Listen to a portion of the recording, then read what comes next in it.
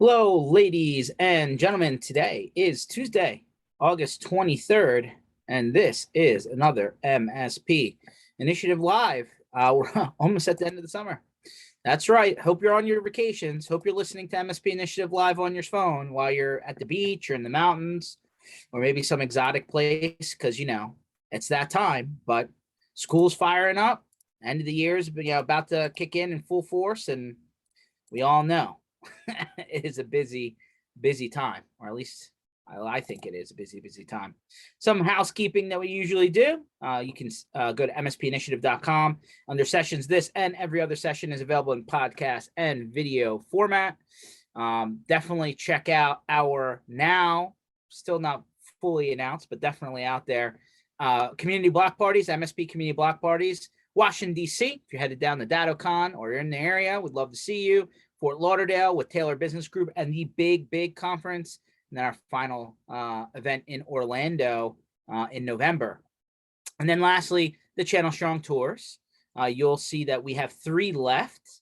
So if you are in Denver, Tulsa, Oklahoma, Topeka, Kansas, St. Louis in September, or Vegas, Phoenix, Temecula, Irvine in October, or Fort Lauderdale, Tampa, Orlando, and Atlanta at the very end of November, first couple of days of December, we would love to see you.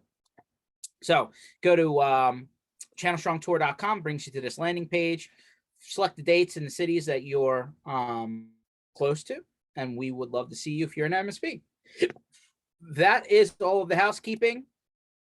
Long overdue, but welcome back, Mr. Ken Patterson, to the show. Hey, what is going on? Just it might be a little loud here. I'm actually at Exchange in Denver right now. All right, tell us, how is it? It's great. It really is great. There's a good amount of people. I mean, I only got in here this morning and kind of went up to the check-in area and saw the people coming out of some of the keynotes, and everybody was happy. I surprised a lot of folks because I did say I wasn't coming out, but last minute we made a change of plans and got out here. So all working good now, and it was really cool. A lot of the people that I got VIP passes for this event while we were going through the year, it came out. It was their first time out here, so they're digging the content, and everybody's just doing their normal thing. We got the networking groups that we started back when I was an MSP, so that's been kind of cool. And yeah, it's just all positive, good stuff. Being able to see everybody. I think I just missed the PAX 8 keynote. They said it was really good. But I missed that. I saw everybody come out from the PAX 8 team and said hello and gave hugs, and just missed it by I think I came right at the end of the keynote. Didn't realize it because there was a big room with the closed doors. Well, it's always a fun time, love to see people out on the road. I mean, I guess our friend Darren would say it's been event fatigue because this year, like, everything came back in full force, but that is one of the more popular ones for sure. And glad to hear that you were able to run into your crew of people. That's fantastic. So, while since we're on the topic, right, I was just perusing some of the content coming out of Channel Company on, they're kind of touting that it's their 40th anniversary. Good for them. Right. So one topic they just had here as I was zooming through, the channel has gone from vendor focused to customer focused. What do you think? You think that's true? I mean, yeah, I do think it's true. I think that the main thing here is that, I mean, from speaking for myself, right? I was an MSP who sat on the Exchange Advisory Board and did those things. And it was, for me, I mean, I know it's not just Exchange, it's not just the channel company, but they pull all these vendors together to do this. And it's all focused on the audience, which is the MSPs. And I do believe that they did a really good job of, that piece of it. Of course, it's like anything else, right? You're drinking from a fire hose. It's a lot of data, a lot of content. And someone said there's a lot of signal and a lot of noise. This has a little more signal than noise, so they're happy with it. So I thought that was a pretty good statement. Made a lot of sense. But I do think that they focus on what's going to work for the MSPs, because they know at the end of the day, if the MSPs don't come to the events, then it's not going to be worthwhile venture, and they're not going to be able to pull in what they pull in to do it. So they do focus heavy on the MSPs. They do work really hard to make it comfortable and make it so that there's a good balance and everything can do, everybody can do what they need to do. So yeah, I think they've done that all along, pulling in the vendors and having and I do think that it also switching sides, coming to the vendor side. I did see them work really hard to try to teach the vendors how to speak to the MSPs and not to just pitch them and not just sell them. So that was pretty cool to see that they were really working hard to do that. Now, does everybody listen? You know how that goes, right? We've been saying it for years that it's not that difficult. It really isn't. MSPs want to be talked to. They don't want to be talked at. So I think they do as best a job as they can do to convince people, hey, don't come in and sell. Talk to them about the industry, ask them what's going on in their lives, what's going wrong, and what do they not see in our product? What are the things, why were the reasons they wouldn't use our solutions? Things like that. Yeah. So a couple of other themes that have come out, I'm just reading through. So they touched on a topic here about the business model. The business models are shifting, right? And they're accelerating. So some comments here about, hey, the customers are really looking for a single trusted advisor. They question if the model, in the near future will be still distribution focused and what the future of that looks like 5 years from now. But basically it's important, as I said, it's important as a vendor to acknowledge the services partners provide and how they can support those services. I feel like it started as, hey, how the vendors could add value or have the, value added reseller, right? How they could add value to the vendor solution. Now they're trying to flip that around saying, well, how can the vendors provide value to what the partners do? It's just interesting how that's kind of turned 180. And now they're literally, quote unquote, says, can't really say what distribution will look like 5 years from now, but if they don't change, they won't survive. Strong statement. I things move fast, but that fast? I don't know. What do you think? Yeah, I mean, you're already starting to see that shift, even with PAX 8. I mean, PAX 8's going to be the leader in that. I do believe that in my heart that they're going to take this to the next level, and they've already started working on doing things in the marketplace that no one else is doing and trying to drive traffic right from the end user to the actual MSPs, which is really cool stuff. And I think that's what we're talking about here, finding ways to get those end users who just want to click a button, right? The Amazon, right? And make it easy so that you can do that in one place and then match it up with an MSP who could do that for them. And that's really where it's going to go. Having that marketplace jump to that next level. Is it going to be 3 years, 5 years? And by the way, are the people who aren't doing it going to be dead in 5 years? Probably not. I always find it amusing that we always say, like, how long ago was it that we said cloud's going to take over everything? And we're still trying to convince people that cloud's the way to go. Obviously, COVID changed all that. But if it wasn't for COVID, we'd still be twisting people's arms saying, you should be going to the cloud. And I just remember this, even 5 years ago, someone saying to me, what do you think about the cloud, this cloud thing? Or what do you think about the emergence of this?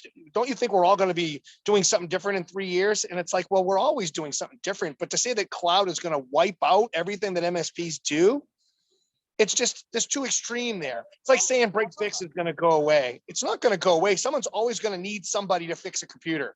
It's whether you want to do that in your business model or you want to be more consultative. But to say to someone, hey, your business is completely going to go away if you keep doing break fix, that's not accurate. I still believe there's a place for all of these different types of businesses.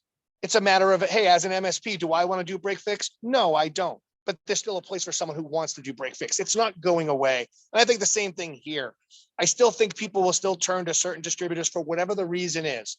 If it's going to be margin, if it's going to be whatever, there's going to be different reasons to still do that, even if they can't press a button and go directly through, like, and change that when that model changes around. Yeah, 100%. Totally agree.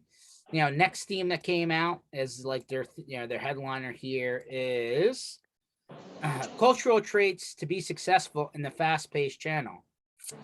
Kind of just consolidating this. He's like, we talk about culture. We just went through the greatest pandemic, greatest Black Swan event in 100 years. We kept the world going. We are the first corporate responders.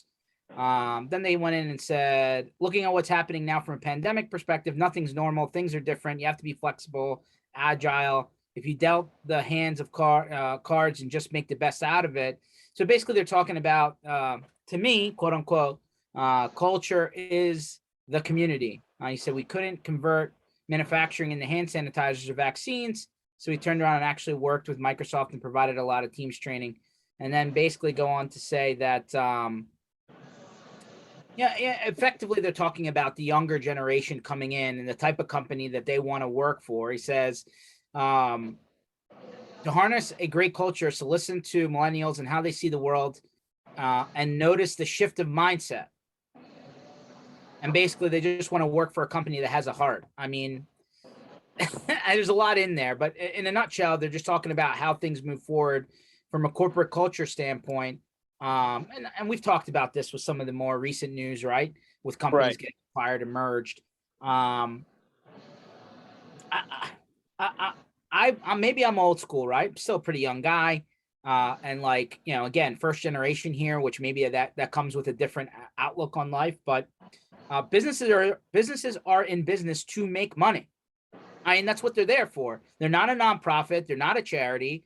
I understand balance, right? I understand making sure that you're competitive with, the benefits and the pieces as a company that your employees get as being part of the, the collective effort. But I feel almost like the way that they're talking here, and I could be wrong, Ken, and hopefully don't throw tomatoes at me through the screen. Like, it's almost like, hey, we want an employee first culture and like the work comes second. And I'm like, well, no, the work actually has to get done. There's probably something in the middle, right? To make everybody feel better about the situation.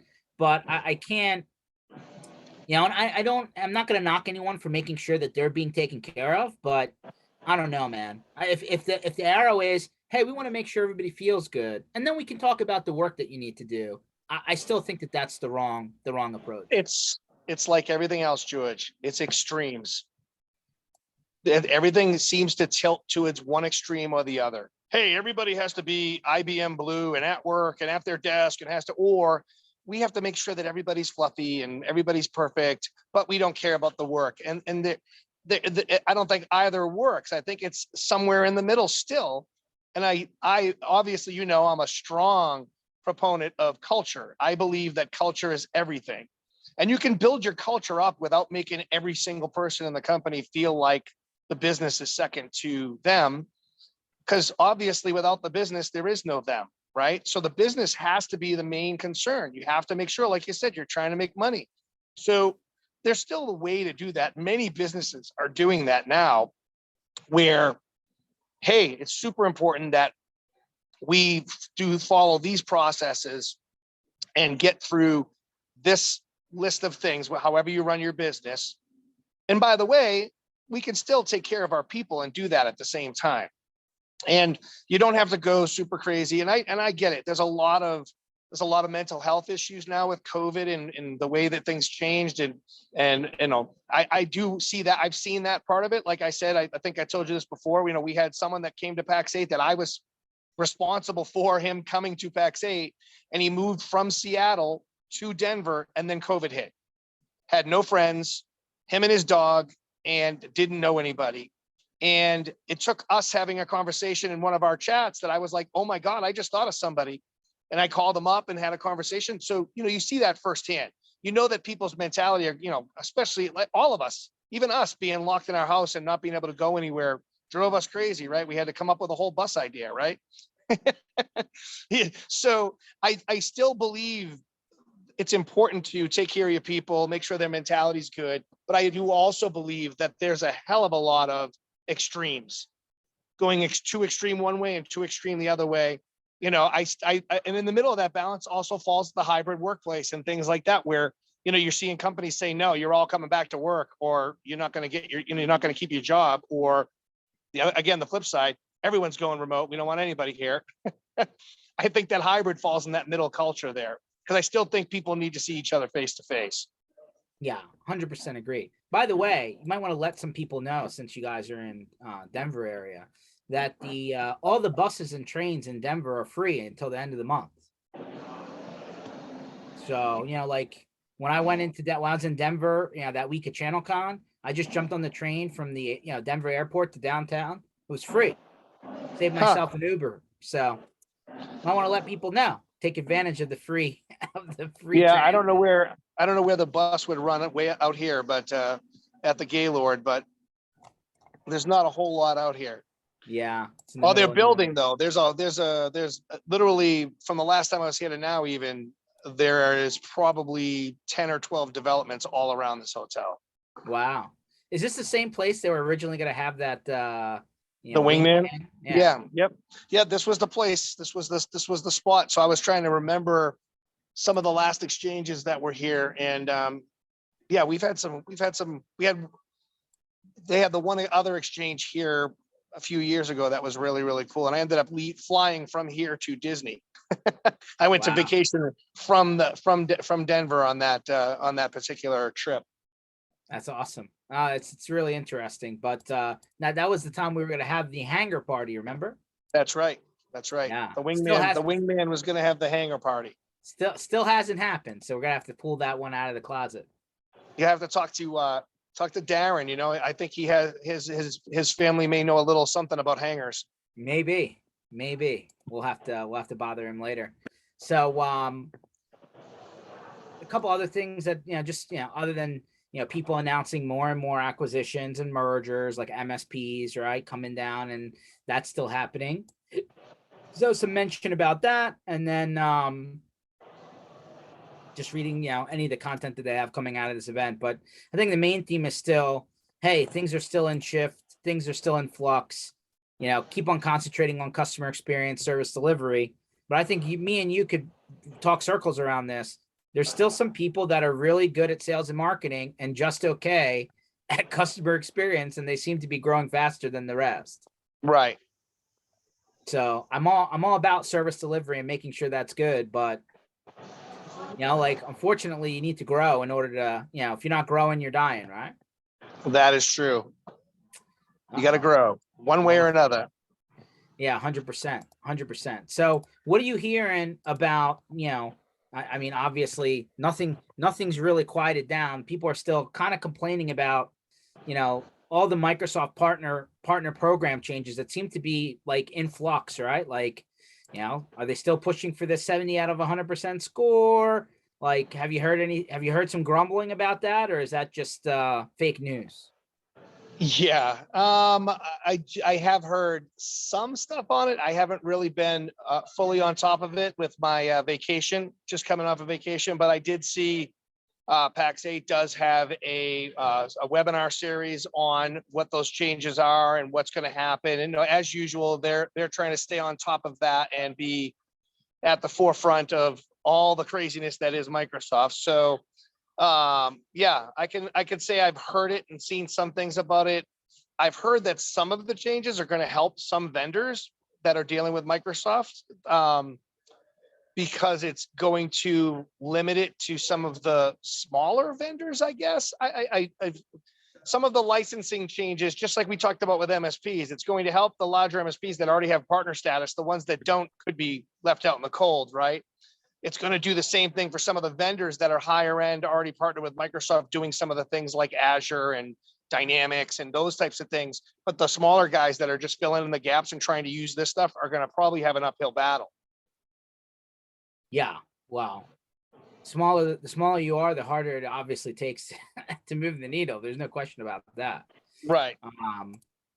Yeah. Well, we'll see how it goes. I mean, bottom line is it's coming, and I don't think it's good for people to ignore it, because it's interesting too. On top of that, just when you're talking about like what's something that's been really prevalent that I've been hearing a lot of, and then I got here and I literally I've been here a couple of hours maybe. And maybe 3 hours. And literally the biggest conversation is vendor people going to MSPs and MSPs going to vendors. And it's not one direction. You mean like personnel you're talking about? Yes, personnel. So I've had people question me about, hey, do you think it's still cool, or do you still think it makes sense to go to an MSP if you've already been in the vendor space? And then the flip side, I just had someone say to me, hey, I'm thinking about moving out of the MSP space and going to the vendor side. What are your thoughts on that? And it's been crazy. I like the idea of it because it's not a mass exodus of any one, everybody's not jumping from one side to the other. It's kind of like this weird, both sides are asking the question type of thing, but it's happened, George. Like I said, I had 4 conversations this morning wrapped around it. And then leading up to this, like last week when I got back, a few conversations about this very same topic. And I think it's great because I think it's cool to see people moving around, checking, being able to see the other side of things. And also if some of these people have been in the vendor space and they've really got to know the process a little more and what's going on the vendor side, they may be able to help the MSP side of things out. So yeah, it's been an interesting take, George. It's been both ways, where normally you and I are like, whoa, there's a lot of people leaving one space to go to another. It's not, this is actually happening both ways. Well, I mean, listen, 2 different worlds, right? And like you've obviously experienced both because you've made the transition from MSP to vendor, but 2 completely different worlds, right? I mean, as working for an MSP, you're on the street, right? You're working with Main Street, you're working with corporate people, you're trying to find business, and it's out there, right? I mean, I love, I still very much hold true to the reality that, hey, this idea that if they need an MSP, they already have one. That's baloney. Right. That's tired baloney, actually. There's plenty of people out there that don't have an MSP. And I believe, and I'm going to double down on this, I've been saying this now for a couple of weeks. I just saw a survey where they said between 50 and 70%, like, when they do the survey and they're like, very likely, somewhat likely, not likely, right? Like where they kind of get that range. So between 50 to 70% of business owners expect a hiring freeze or layoffs within the next 12 months. Yeah, So I have seen that. I have seen that quite a bit. The IT departments are going to be on the chopping block. They always are, right? As part of the marketing team and everything, like all those kind of fringe, like not directly affecting revenue people, they're going to be at risk, right? And that's where, if that's not a bad thing for the MSP land. Go ahead, Ken. Yeah, no, I agree that that's happening, but I also think it's going to open up opportunity. If some of these businesses now realize, well, we can't afford our IT person, there's just too much going on, or our IT team in some cases, right? They have 2-3 people because they may seek out an MSP for consultation. They may find out that it's actually much more efficient to have an MSP doing that stuff and then have a low level person run around and do stuff. So you're not spending all that money on HR, keeping the people, training the people, all the things that go along with it. I don't think on our side of the business, we're going to be as affected as much as the actual, the end customers are. Yeah, I think MSPs need to really understand that if they're going to lose headcount across their customer base because people are going to be laid off and you're not going to maybe lose the customer per se, but they're going to shrink their services because the number of people are going to potentially go down. You got to go to the other side and capture newer, prospective customers that need services that that they're not taking from the outside right now. Whether it's co-managed, whether it's fully managed, whether it's blocks of services that they need to outsource simply because they don't have the time. Get it ready. If it's not already ready, be ready, because that's coming. Yeah. You hit it right on the head. It's, if you're not looking at commit, you better start. You got to find ways to look at commit. We talk about it all the time. Bob Coppage literally wrote the book. If you don't want to talk to Bob, just get the book and at least get some basis for it, and then talk to Bob. Talk to Bob. He's great. Yes, I agree. I just saw him actually. Believe it, Bob is actually here, and he said he sat in the audience while there was a panel on stage talking about commit. It's the first time he's ever seen one without him. Of course, because he wrote the book on it. That's right. He literally wrote the book. So the good news is there's opportunity out there. The bad news is if you're not ready for it, you may take a little bit of a hit simply because, again, they got to go out there and you got to capture some of that. Pete pops up and says, might help MSPs to get new resources they need with some salary leveling too. Yeah, that's the other thing, right? Coming into, before the pandemic really took hold, coming out of 19, going into 20, and even since then, right? In some cases, some people are just getting paid a lot of money for roles that historically did not pay that way, right? And I think that that's part of that. Hey, 50 to 70% of people, by the way, you can fact check me. Go out to Google News or something, and you'll see is I'm just requoting what's already been surveyed. 50, 70% of owners feel like there's a hiring freeze or there's going to be layoffs. Part of that conversation is cutting payroll down to level up, to level down to what it really should have been, rather than the artificial kind of bubble that there was. And so it's not, I mean, listen, there's no surprise here. We've all seen it. People bouncing job to job to try and get, a higher salary, when in reality, they probably weren't the right fit, but they took the higher payroll, amount. I think that that's going to come home, right? Now they're going to be like, well, the company's, in a pickle, the economy's not good. We need to cut, certain people's salaries. And if it's not salaries, it may be the entire position, right? Hey, this position is no longer, needed or whatever, right? I mean, there's many ways that people, I know over in the Europe, it's like, hey, it's redundant, right? That position has been overlapped or whatever. So, I mean, now's the time to understand that that's coming. And so people, like, you need to be honest with yourself too, right? If you know that you're getting probably, like, you're getting paid higher than, the rung of the ladder that you should be on, like, nobody wants to go and take less money, but sometimes it may be proactive to go and have that conversation before you're I on. think we know quite a few positions like that. Yeah. I think we do. But also going back to what the MSPs can do, and we've talked about this, these people are going to be less likely, the end users are less likely to let their MSPs go, the ones they have, if they're already consulting them on more than just the IT, like we talked about. All the things that MSPs have now learned, how to put process in place, how to look at metrics, if they're teaching that to their clients as well, bringing them a step, another layer out and doing that piece of it, obviously it's better because they're going to grow. And when they grow, they're going to spend more money. But in these downturns, they're never going to want to get rid of you as the MSP, because you're the one that's helping them become more efficient. They're going to come to you and say, hey, where should I cut the fat? Because you've already started to go down that road. So everything that we've learned as MSPs, especially guys that were technical when we all first started, it should be put to practice at the next level with your clients. Have those meetings with them, talk about what's bothering them, what keeps them up at night from a business perspective. Forget about the IT, you're already doing that. Talk about Sally and Johnny. Why are they unhappy? What's going on in the business? Why are they not gaining business? Where are they falling down? And try to coach them through that. Now you've become a hell of a lot more valuable than just their IT guy. Yep. Business, like you're a business consultant. Technology is just the way that you help, right? I mean, now more than ever, I think that's true. Opening it up to the people who are on the call live, everyone else, hope you're listening. Hope you're listening on the podcast after the fact. A couple of just small things coming down the pipe. September, right? In a few short weeks, it's iPhone month, right? They come out with a new version. The old models go on sale. They bump up the price on the new one, and everybody's running to the store to stand in line, right? Nope. So, except for Ken, he's an Android guy, but we knew that already.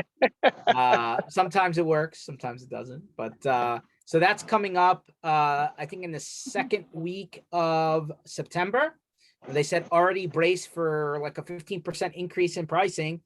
Surprise, surprise. It's going to be like $1,300 for like an entry-level iPhone, or entry-level. The iPhone 14 Pro Max, which is like the biggest one, one of the biggest ones you can get. It's going to be around, $1,200-$1,300. It's like a computer in your pocket, but we already knew that. Now it's actually don't you find it funny, George, that the same people who wouldn't spend $800 on a computer will spend $1,300 on a phone? 100%. It's the same 100%. People. No question about it. So let me get it straight. You won't buy a computer for your business. You won't buy new stuff for your business, but you're gonna have this phone in your hand that you have no problem doing that for. It doesn't make any sense. You're right, but I argue that with everybody being mobile these days, when is your cell phone just going to be your computer, right? You do the keyboard and the monitor, and that could be your whole machine. What do you think? Yeah, no.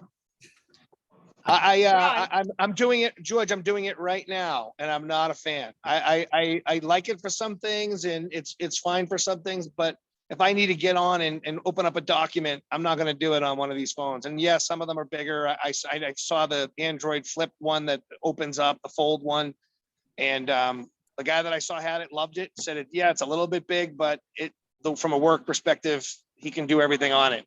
I still a big fan of my 49-inch curved screen. Generational. I mean, listen, I think the pockets in my shorts and my jeans, like they're not big enough anymore. The devices keep getting bigger. I can't sit down with anyway. So I digress. You have to like get new clothes with the pockets. Well, you got to get a Star Wars. You got to get a Star Wars. Weapons belt. Yeah. There you go, and just start putting your stuff in there. Don't you think the phone thing though is generational? Like I see kids, they don't want a PC or a Mac or anything. They just want the phone, and that's what they use. They view documents, they write. I saw one kid write a term paper on his iPhone. Yeah. I mean, fast enough. I think that's like anything else though. Sure. Is it somewhat generational? But I know a lot of kids that don't want to do that, would rather have a computer and would rather have the space. Sade says it's a generational thing. Oh yeah, you're part of that other generation, Miss TikTok over there. You better watch out on the TikTok. They just came out and they said that if you view any web pages through TikTok, they're capturing all of your keystrokes. Yep. I heard that. I still say China's watching you. It's a generational thing because I have younger cousins and like my younger sister have done something similar. They'll write term papers and like big, projects all on their phone. Personally, I'm not a fan. I prefer laptop like Ken. But the younger crowd that I've noticed definitely prefers doing most things from their phone. Mm-hmm. The I quality of their work may not be as good. I'm going to tell you on that iPhone. I have one company that I know of that has 16 people total, and they buy everybody a super powerful iPhone, and that's their computers. They operate everything out of the cloud and Office 365 right on the iPhone. That's it. Is there such a thing as a super powerful iPhone? They're making their own processors. That's why they're not on a chip George, shortage. my daughter just reached out to me and said, apparently I can't use my phone because the storage is full. I'm like, I don't understand this. George had this same problem. All these people have this problem. My Droid never runs out of storage space. Never. Hold on. Never. Again, funny story. I was trying to do this thing. I was on a ladder. I was using my cell phone as my flashlight, and I lost my phone in a ceiling.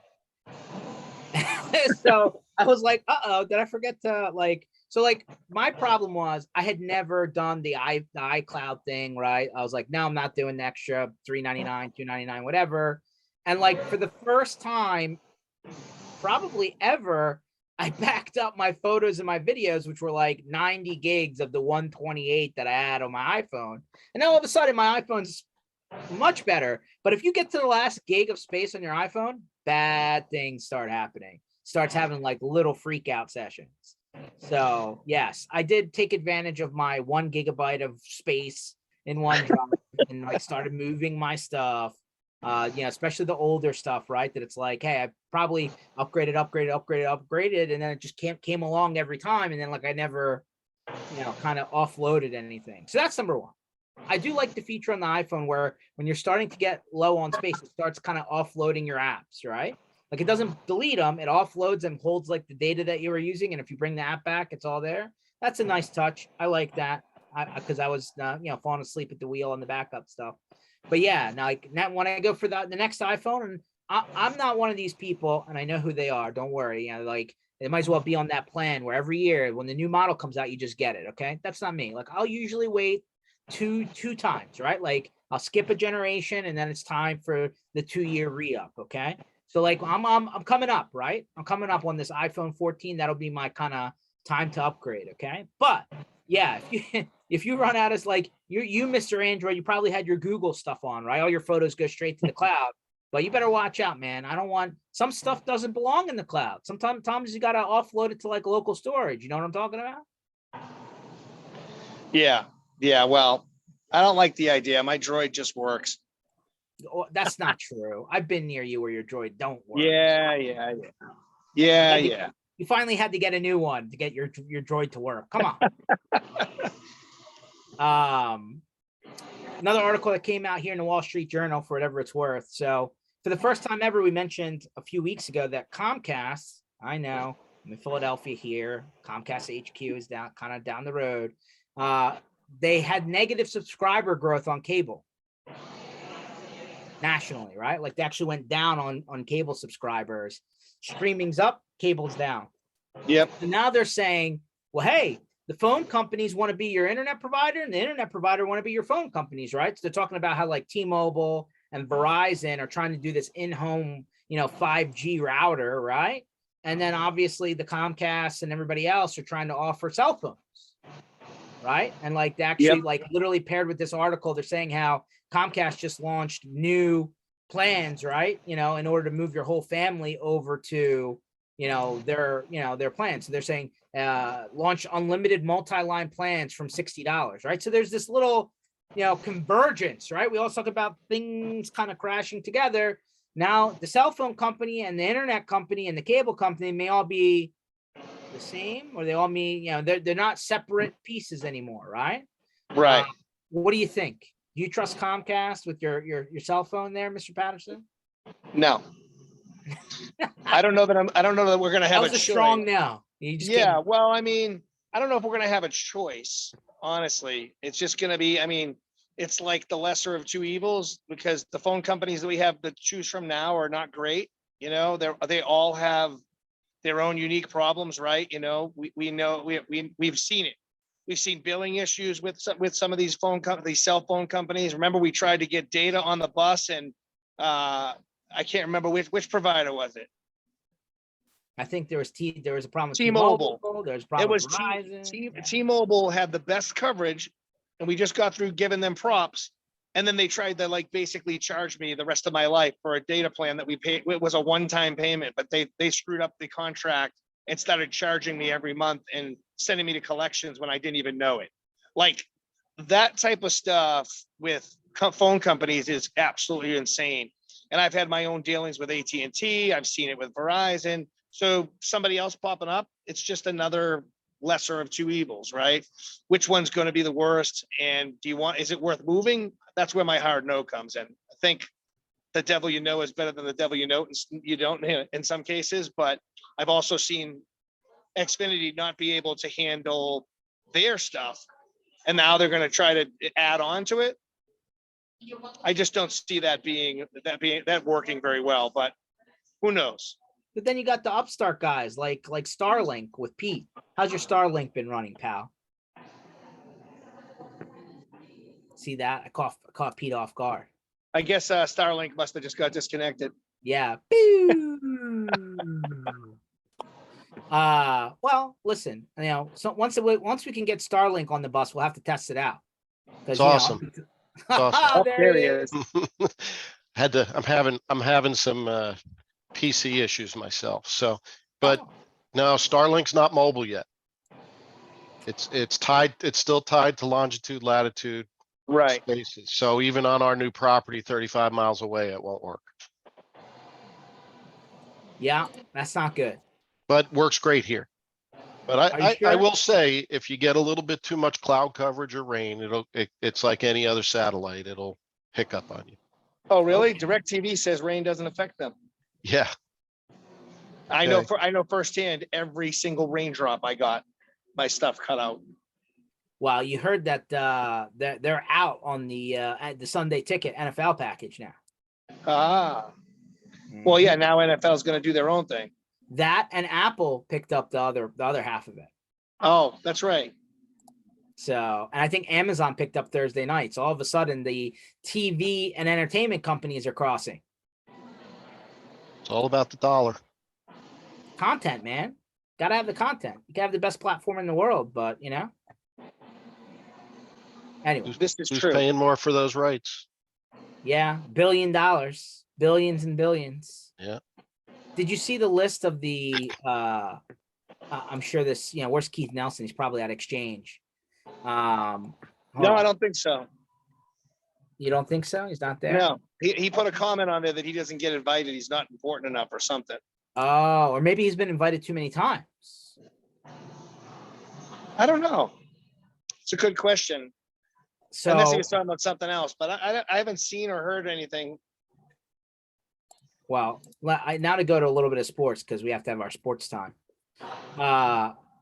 So does this surprise you? The Dallas Cowboys are valued at number one in the league, $8 billion. Yeah, wow. Imagine then, that of course- a one-star company. Yeah, and then of course your friends over there in New England, okay? And Yeah. then the Rams, who just bought the last Super Bowl because they put up a Yeah. $5 billion building. The New York Football Giants, I mean, other than the fact that they're in the largest metro in America, I mean, maybe that's why they're valued that way. Followed by the Bears, who are moving out of their stadium, clearly, no matter what roof that they want to put on the building, according to Chicago.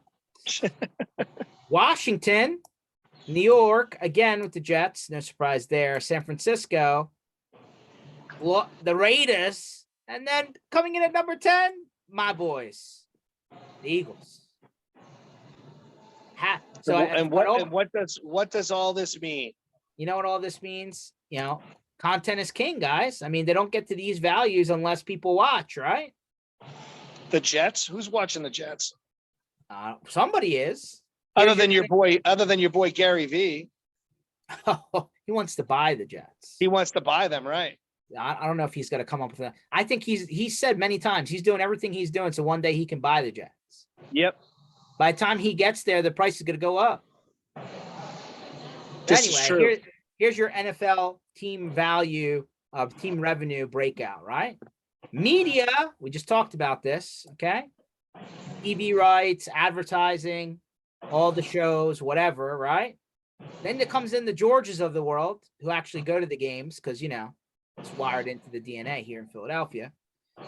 Some more seating, right? These are for the high rollers that need the boxes, you know? Right. Sponsorship and advertising is only 10%. And then miscellaneous, which is probably like, you know, merchandising and everything else, right? All the jersey sales and all the other stuff they do is 9%. So look at that. 61% is TV, internet, the games, like the actual rights to broadcast the games. So that just goes to show you it's good to be in the NFL business, I guess, unless you're the owner of the Washington, whatever their name is today. He's probably not in a good place. The Commanders. Yeah, not sure that was a good name from a marketing standpoint. I think they missed the boat. Yes, they did. In a major way. But you know what? Tickets are going for $1 on the secondary market. So like when I want to go down and check out that concrete oval they call stadium, I can go pretty cheap. This is true. Yeah, 100%.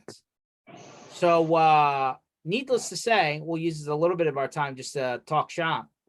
So DattoCon's around the corner, right? It's like sub 30 days. Did I see right that Gary V is going to be at DattoCon?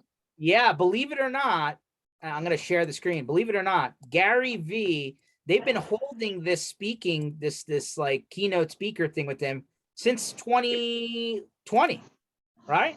Yeah. Like DattoCon 2020 didn't happen. DattoCon, which is Atlanta, DattoCon 2021 was supposed to be at in Seattle, right? Didn't happen. And now we're in DC. So Gary V, I think he will be there in person. Yes, that's what it said. So I'm pumped. I'm excited. Why is Gary V standing in front of Eric Bowles' background? Yeah, what's that Jets helmet? What's going on? I'll have to call Eric Bowles, make sure maybe he needs to take a stop out. We'll have a hangout session there in the green room. But yeah, so Gary V's a keynote speaker. I know he was at Build It a couple years ago. I know that there was some virtual thing that apparently had bad Wi-Fi or something, I heard. But I always love hearing Gary V talk. So I'm a Gary V fan. I know he's a New Yorker. I'm a Philly guy. How does it oil and vinegar? But hey, oil and water. I'm pumped. I'm excited. Well, but George, you could say the same about me and you. What, Boston and Philadelphia? I think Boston and Philadelphia are closer cousins than New York and anywhere else. Let's be fair. Yeah. Yeah. Yeah, but New York sits in the middle. Yeah. Wow, New York. Everybody's getting, and then of course, gotta bring it back out, right? On the second day of DattoCon, right? So like starts on Sunday, and then there's Monday, Tuesday, right? In the middle of DattoCon, if you go all the way to the bottom of this agenda, got the MSP Community Block Party. That's Yeah. us, guys. We're putting it on. I'm pumped. I don't think we've ever rented a baseball stadium before. That's the first time. You're full of firsts, George. Full of firsts. Hey, we gotta break the glass ceiling, man. We gotta make it happen. I want to see Ken Patterson at the batting cages. What do you think? Yeah, when's the last time you picked up a bat? It's been a long time, and I think I tweaked a rib swinging around. I don't know. We'll have to make sure you sign a waiver. It definitely will be. It'll probably be painful swinging the bat around. Oh yeah. What about you, Pete? You think you can give it a run? I don't know. We'll see how my hand is. Oh, If I can that's even, right. if I can even grip at that point, if I have enough strength back in the hand. So- Yeah. Well, we'll have to. But I mean, I'm always willing to give it a shot. I just, I was just telling somebody right for this call. They're like, "You really think people are gonna do this?" And I'm like, "You ever like walk down the boardwalk somewhere? Or you're in some like place and they got like the punching bag and like the little temperature thermometer on what your strength is. Everybody Right. always does that. It's like a cartoon. Same with pitching. Yeah, they could be really bad at it, but they're still gonna try. Yep. So I got to tell you, I went to an event out in Phoenix where they did it at the Diamondbacks and the line was longer than they had time to do it. Oh yeah, and how did that go? Did anybody actually look like they belonged up there? Well, it wasn't necessarily fast pitch. So, I mean, it was, there was a couple old studs that kind of put themselves in there. So, Okay. Well, we're gonna have both, by the way. There's gonna be like batting practice, and then there's gonna be speed pitch. So, I guess somebody's gonna probably go for the fast one, thinking that they can rock, right? I'm just gonna Yeah. do the old Ernie Pantuso and step in front of a speed pitch. Oof. Do you know who Ernie Pantuso is? No. Would you like to share Come with the on. crowd? Old show. Cheers. He was Oh, coach. cheers. Okay. Remember, I remember. and his claim to fame was he could lean into any pitch, and they're like, no, I don't believe it. And so Sam's on one side of the bar, and they have Ernie go out back, like pretend like and then he throws the ball, and all of a sudden you hear. I remember, and Coach. That was a great show. Yeah, and everybody goes, oh, yeah. Yeah. So he had it. That was his knack. He could step in front of any pitch. Wow. Well, let's face it. That's going to be coming pretty heavy, hot and heavy. Yeah, we're gonna make sure there's a double waiver on that one. What do you think? I'll do the betting. I won't be doing any of the participating. Okay, all right. I don't want anybody betting on me. You're gonna have a swinging little around. chalkboard out there where you take odds. Now, if you want to get some ice, I'll go out on the ice and skate. Oh, we'll save that for another one, and then we can do some practice body checking. 100%. Right after that, we have Big, right? So from DC to Fort Lauderdale, Florida. So if you're interested in checking this one out, this is run by our friends over at Taylor Business Group, and that is I think the week after, right, 22nd through the 24th. So if you're in Florida or you're interested in taking a quick trip down to Florida, we'll be doing a mega yacht party out on the water, which is always fun. If you happen to be down at the last Autotask Community Live, you know what that looks like, and people still talk about that boat. So I'm excited for that one. If you're in Chicago, Right. Right at the same week as DattoCon, but like towards the end of the week, Friday, Saturday, Sunday, or I think Friday, Saturday, Sunday is TechCon Unplugged, right? So if you're in that area, 16th to the 18th, we'll be participating in this, and we'll be holding down the party on the first night, which is I believe Friday night. So that's a weekend one, so that you're not taking too much time from a work standpoint. So you see, we're helping here, but this one goes Friday, Saturday, Sunday. Okay, and then there is obviously the last big event of the year, right? So we'll be throwing probably our biggest party in Orlando on International Drive. We have a special surprise. We're gonna put some more promotion around that shortly. But like pretty much four parties, right? So you tell we like to throw parties, but not crazy. We're not throwing like nobody's jumping off the boat. I'm not gonna throw a life preserver in after you. Right. But four legitimate parties around four pretty cool events. So I'm pumped. I'm excited. Yeah, So it's going to be a great time. We're gonna have to have Ken Patterson taking bets across the whole four. We'll see. We will see. Pretty excited for it, guys. So like around this time of year, people like going back to school, right? And then ultimately, like people are like, hey, we're gonna get these projects done before the end of the year. I love people who say, hey, I don't have time. I'm not gonna get these done. And then come December, they're stacked up for the winter time, right? What do you think? Do you think pedal's gonna be down to the end of the year? Or you think it's gonna slow down? I think the pedal's down. Okay. I just don't see.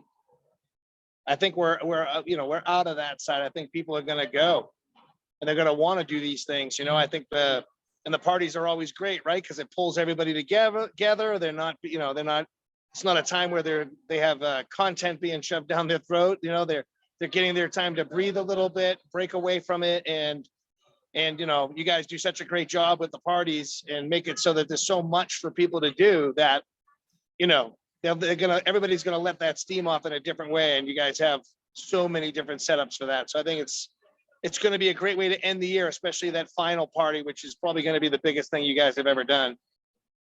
Tell me about it. But that also comes with some commas and zeros. Yeah. Never a dull moment. Never a dull moment. Well, Ken, I appreciate you for jumping on. It's been a few, right? We finally got you back on. Hopefully you enjoyed a little bit of R&R down in Florida. I know you're a big Disney guy and family, so hopefully that didn't disappoint. Hopefully you're keeping people on their tippy toes over there in Denver. But tell them they're not allowed to throw the hangar party without me. Yeah. All good, my friend. Thanks everybody else for jumping on. This session will be online a little bit later on. Again, Tuesdays, Thursdays, 1 o'clock Eastern time. Stay tuned. We hope you join us sometime between now and the end of the year, whether it's on a bus tour stop or at a conference or at a party. Plenty of opportunities. Love to see you guys in person. Take it easy.